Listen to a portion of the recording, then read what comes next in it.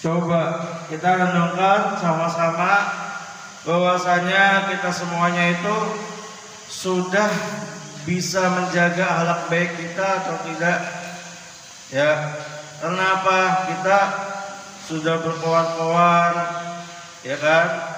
Materinya sudah disampaikan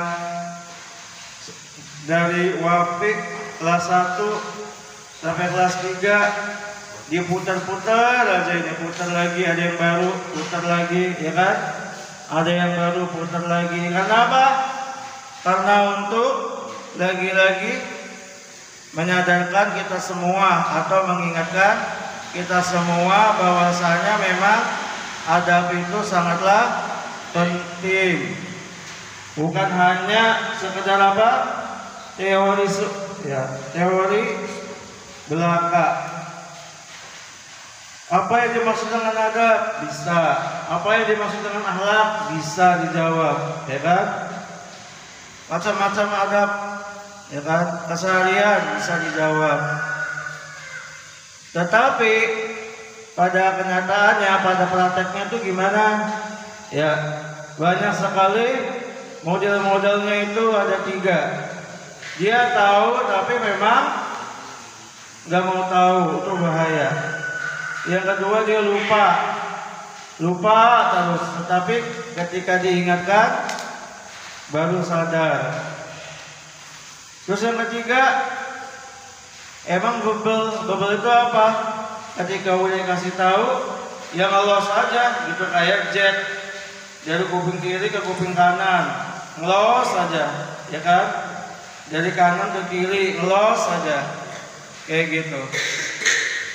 Dan ingat bahwasanya di dalam adab itu memang harus ada keseriusan di dalam diri kita sendiri. Jangan sampai kita tidak beradab, tetapi kita malah menyalahkan keadaan. Ya, misalkan gurunya seperti ini, emang gak diajarkan. Teman-teman anak begini, memang harus kayak gini, kan kita bisa. Udah diajarkan adab. Jadi kita itu jangan seolah-olah itu seperti halnya datang terus kita langsung benar gitu. Ya, karena apa? Karena kita memiliki notabene yang berbeda-beda, suku-suku yang berbeda-beda.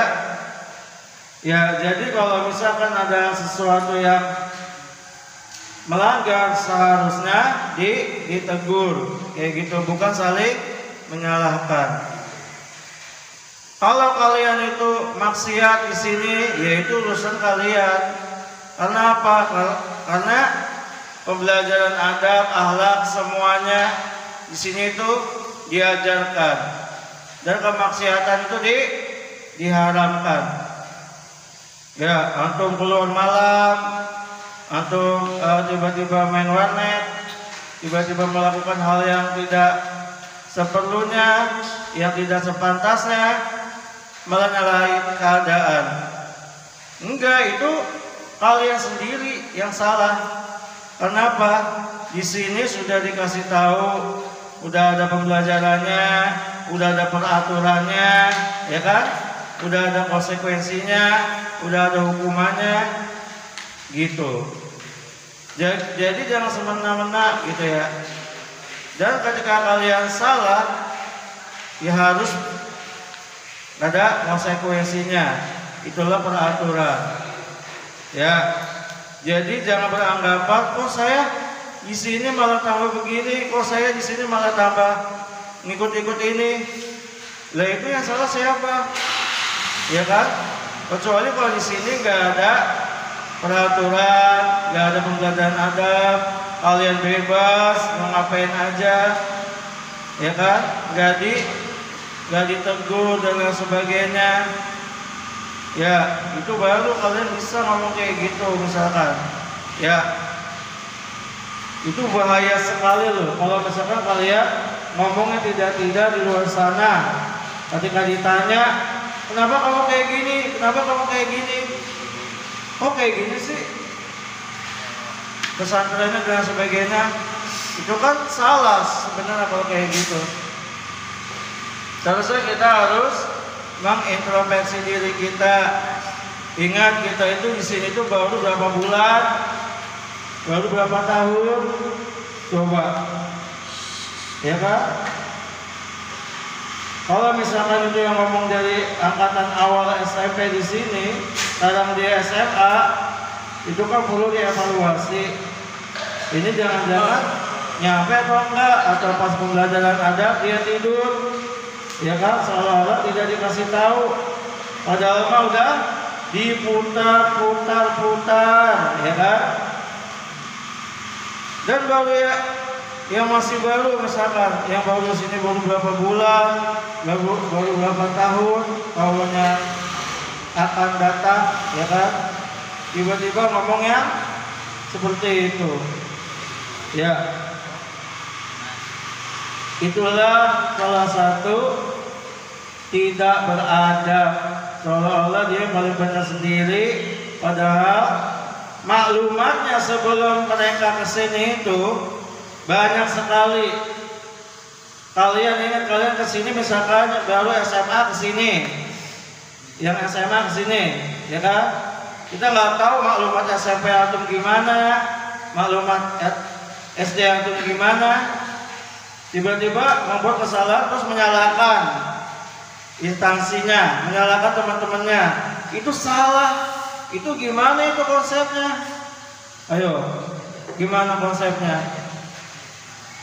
Ya, kan kita sudah tahu bahwa rumus dari pembelajaran adab ini adalah seperti halnya batang hijau dengan batang coklat dan hitam.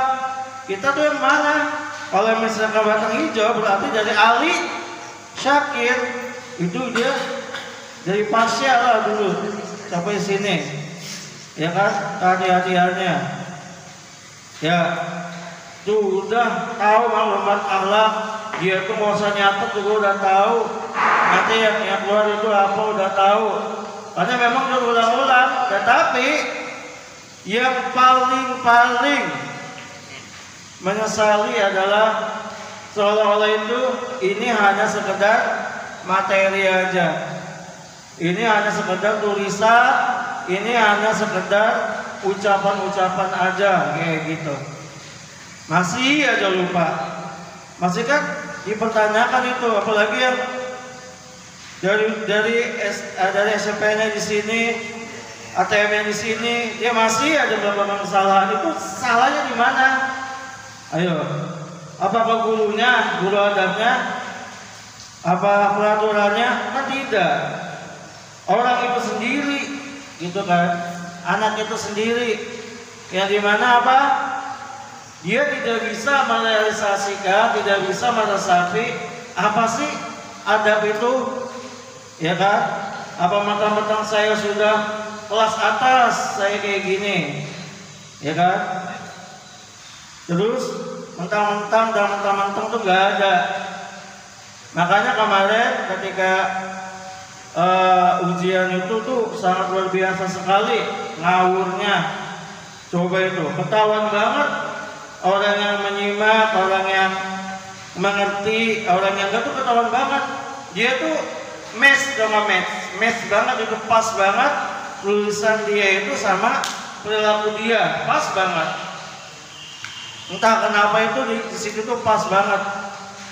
Ya, jawabannya apa? Ya Allahnya anak kenapa gitu. Oke lah kalau yang itu bisa disetir. Karena kan memang dari kecil di sini, ya. Maka dari itu, ketika kita baru di sini, yang baru datang, khususnya yang ATM, ayolah kita sama-sama untuk match itu apa? Untuk bergabung bersama dalam kebaikan.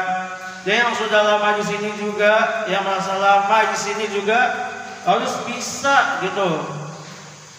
Bisa menegur teman-temannya, mengajak hal kebaikan, bukan hanya apa? Keburukan aja ya. Dia kesini diikuti, dia kesini diikuti.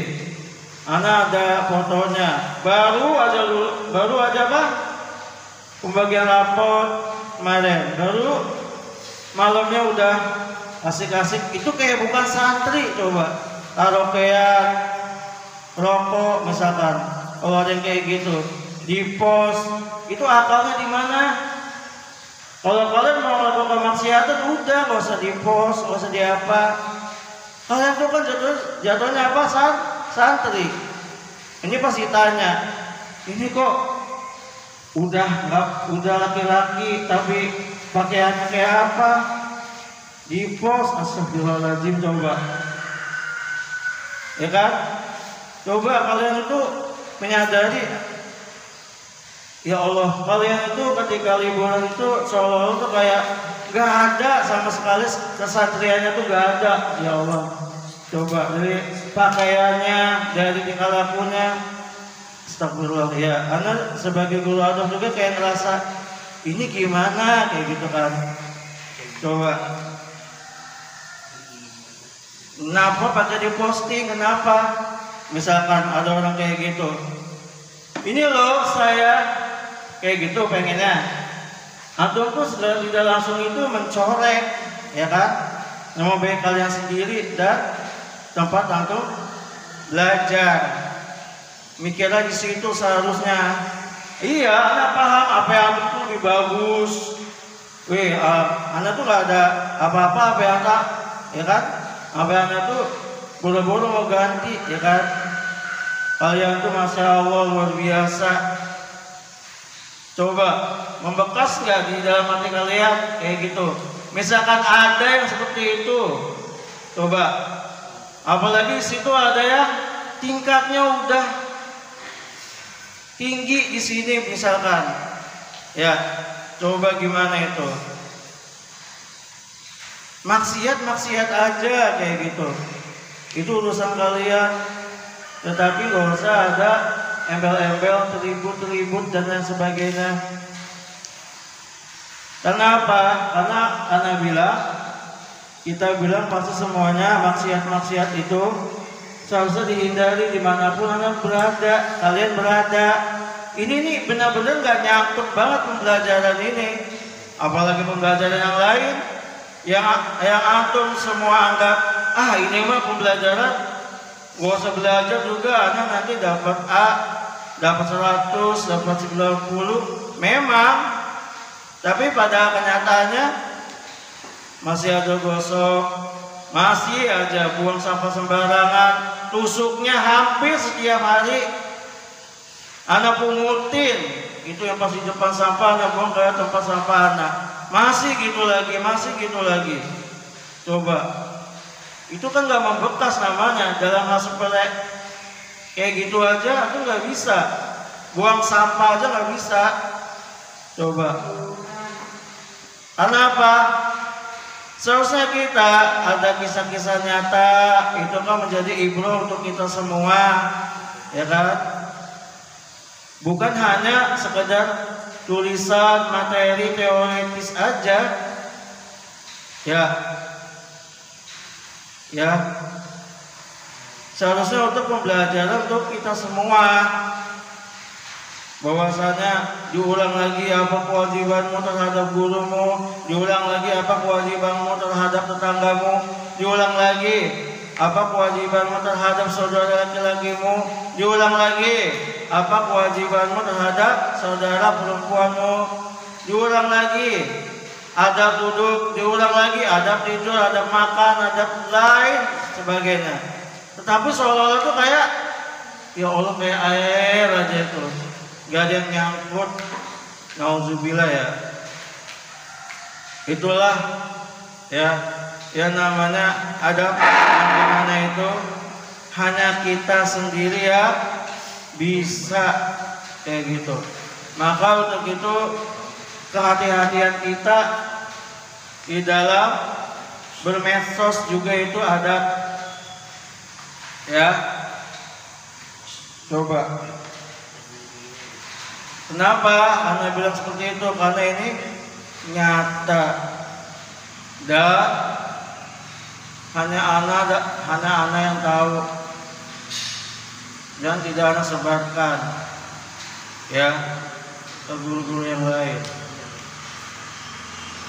Karena anak tuh untuk menjaga kalian gitu, ada dan lain sebagainya kayak gitu.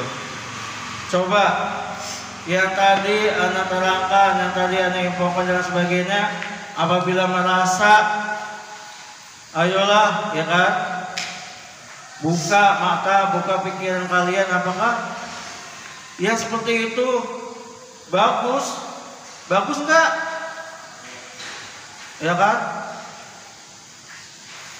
Gak usah lah pakai di posting kalau maksiat, gayanya anak kalian itu artis saja kalah gayanya. Artis saja ada yang beradab. Ya.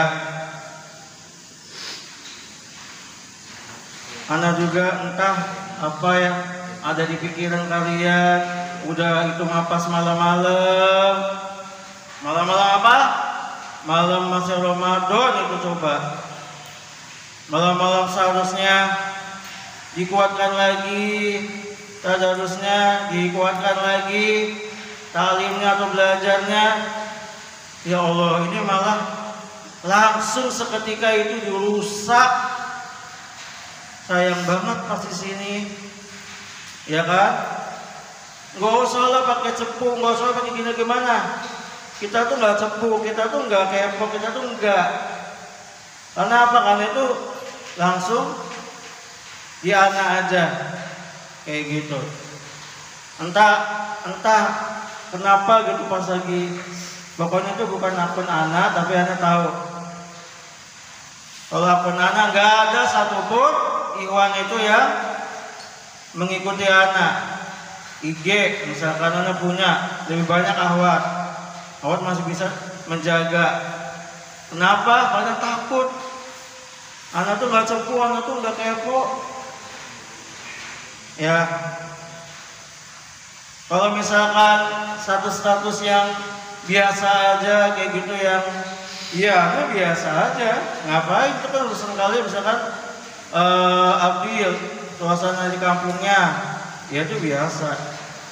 Ya misalkan itu ya.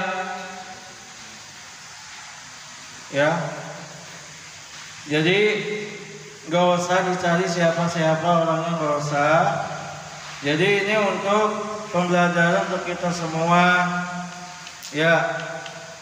Jadi yang tadi diceritakan itu kisah-kisah nyata di kita. Ya cukup hanya pemberitahuan aja, contoh saja bagaimana liburan sebelum awal libur sampai kita masuk lagi kayak gitu. Dan terlihat dari mutoabaah yang kalian sarankan kepada wali kelas masing-masing itu juga termasuk adab. Ya. Baik, itulah ibarat kata tuh mutoabaah ya, yang karena kita sudah lama ya liburan hampir 3 mingguan ya itulah kisah-kisahnya ya.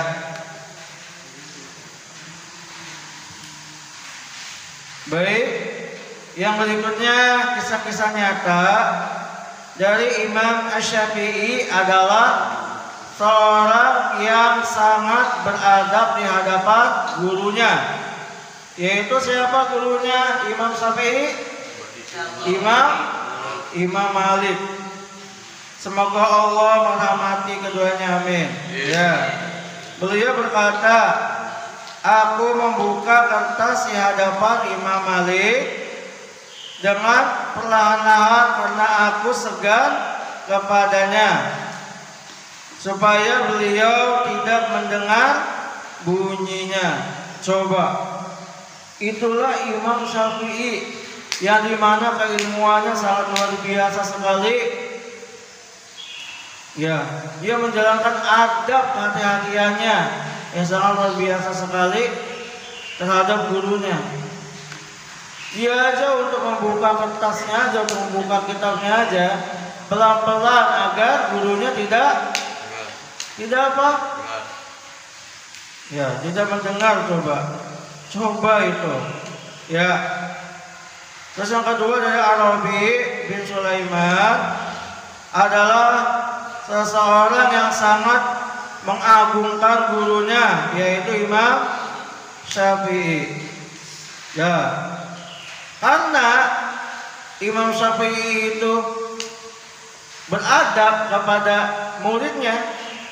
Ketika dia belajar, dia juga pasti ada feedback dari muridnya, yaitu siapa? Arabi pun sama beradab kepada gurunya, yaitu Imam Syafi'i.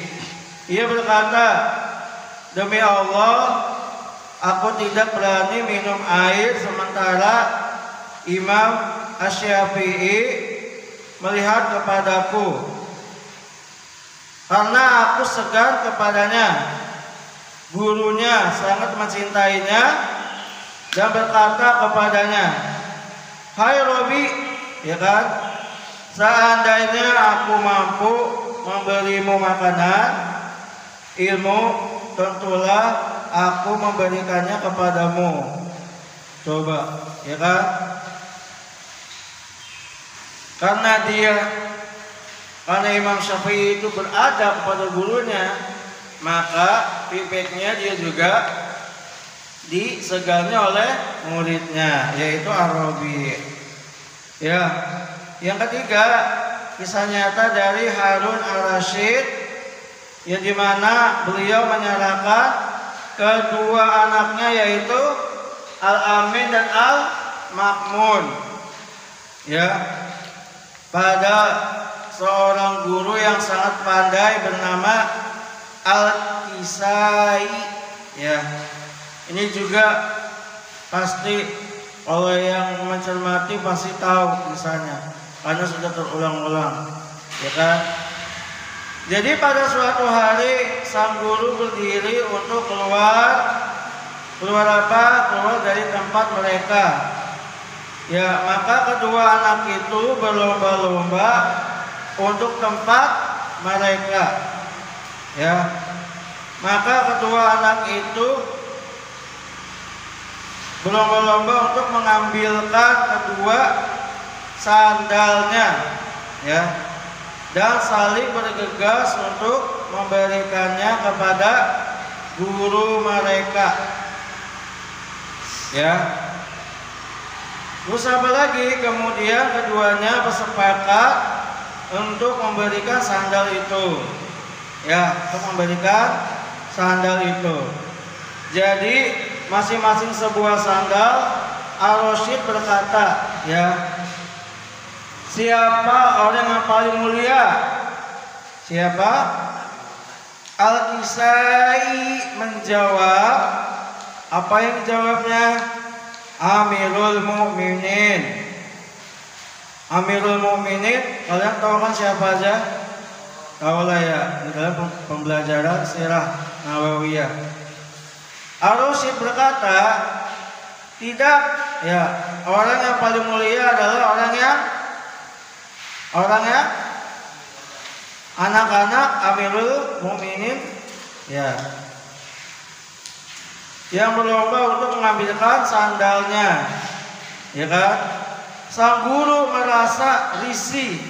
Risih itu apa sih? Tidak nyaman, tidak enak. Kayaknya nggak enak gitu ya rasanya ya. Dan mengira ia bersalah, ya, bersalah, serta ingin melarang mereka melakukannya sekali lagi. Coba kan, karena kehati-hatiannya. Berikutnya, maka Ar-Rasyid berkata, andai kata Anda melarang ya mereka, tentu aku akan menegurmu dengan keras.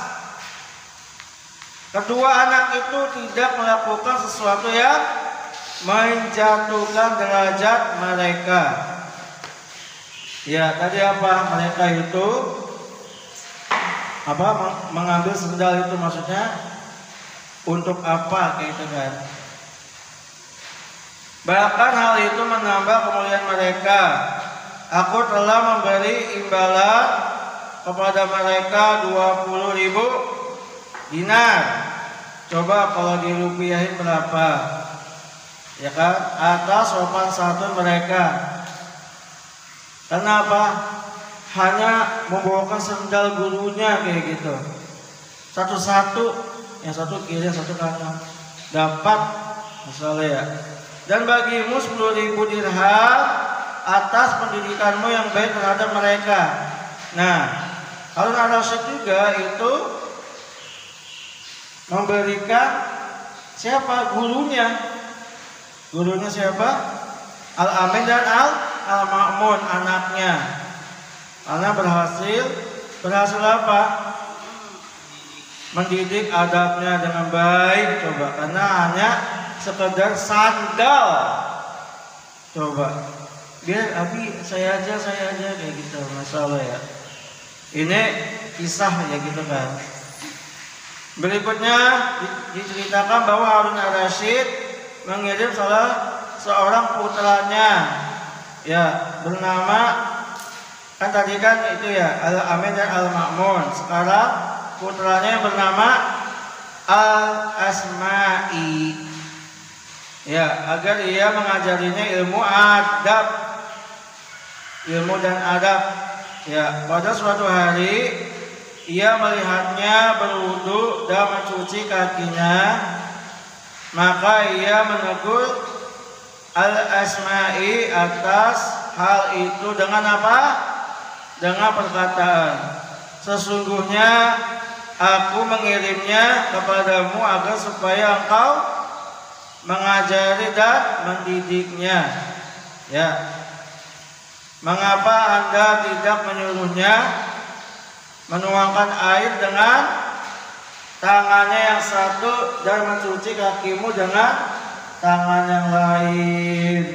Kayak gitu ya.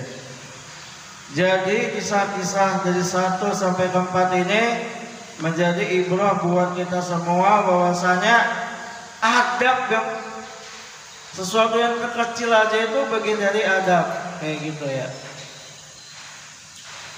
Ya. Berikutnya, apa kewajibanmu terhadap teman-temanmu? Ya, ini juga penting. Yang pertama apa? Tidak membuli. Ya kan, kita harus tahu apa karakter dari masing-masing temanmu. Engkau wajib memperhatikan sopan santun, pembatasan terhadap murid-murid yang belajar bersamamu. Ya, dan di sekolah yang sama, terutama murid-murid kelasmu, karena ikatan pengajaran menyatukan antara kamu dan mereka. Ya, maka mereka mempunyai hak-hak yang melebihi hak-hak orang lain di antara teman-temanmu yang lain. Maka laksanakanlah sopan santunnya berikut ini. Hendaklah engkau hormati mereka yang lebih tua. Ya, lagi-lagi sudah dikasih tahu yang lebih tua, yang masih tua. Dari muda menyayangi mereka yang lebih muda. Di kelas ini konteksnya di kelas ya, bukan di antar kelas. Misalkan Abdil sama Mahfuz itu tuan mana, kayak gitu ya. Engkau bekerja sama dengan mereka dalam memelihara peralatan atau peraturan, ya, dan ketenangan serta waktu belajar pada waktu istirahat, kayak gitu ya. Jadi yang berkaitan dengan adab terhadap teman itu tadi ya, senantiasa untuk menjaga lisan kita terhadap teman, senantiasa untuk sama-sama peduli akan kelas, kebersihan, peduli atas alat-alat sekolah, tidak mencoret-coret dan sebagainya, saling menasihati dalam hal kebaikan, ya kan, tidak berkata kasar, karena diharamkan di sini untuk berkata kasar. Termasuk yang kedua, termasuk sopan santun pula adalah bila engkau menyukai kebaikan bagi teman-temanmu sebagaimana engkau menyukai bagi dirimu. Ya, ketika datang, ya tidak sombong, ya menyebarkan senyuman dan sebagainya, tidak jahil. Berikutnya ketiga, hendaklah engkau doakan mereka pada waktu mereka tidak hadir. Misalkan pesanan absen, Abdil kemana? Terus yang lainnya sakit, yo kita doakan semoga lekas sembuh. Bukan dia mah sakit-sakitan, dia mah bohong dan sebagainya. Itu urusan dia. Tetapi kita mendoakan untuk terbaik untuk teman kita, karena itu doa kayak gitu ya. Hendaklah engkau membantu orang-orang yang lemah dari mereka. Lemah itu apa maksudnya? Lemah belajar. Misalkan ada teman antum lemah belajar, jadi ketika kita merasa memiliki memahami materi, jadi di luar jam itu kita senantiasa untuk kasih tahu, ini loh Abdil, kalau 1 dikali 2 ini kayak gini, caranya gini. Malah jangan dibully, malah dijauhi, kayak gitu ya. Takut tersaingi, kayak gitu. Karena apa? Karena kalau misalkan Abdil mengerti apa yang kita terangkan, itu kita juga dapat pahala juga, kayak gitu. Karena biasanya tuh bahasa teman itu lebih mengena. Kalau temannya itu peduli, ya tidak membuli, kayak gitu. Ya, tidak kepo dengan urusan temannya, kayak gitu. Tidak menjelek-jelekan orang tuanya, nasabnya dan sebagainya, ya kan? Tidak memanggil temannya dengan sebutan yang aneh-aneh, itu juga doa, ya kan? Ya.